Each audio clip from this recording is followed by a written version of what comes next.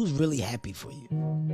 Who's really happy for your success? Genuinely happy. Like who's really there and they're like, dude, it's so dope to see you do what you did. Like who's really looking at you guys in this space like, God damn, man, the motherfuckers started here, now they here. Yo, it's dope to see from the outside and watch you guys. Like, where are you getting that energy from? Bro, do you know how hard it is to find friends who are generally want to just see you win?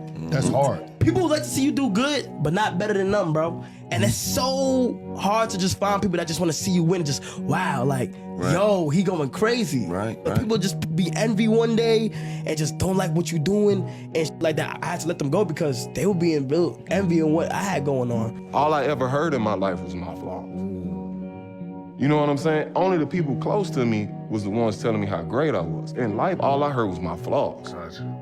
So that shit destroyed my confidence as a young puppy.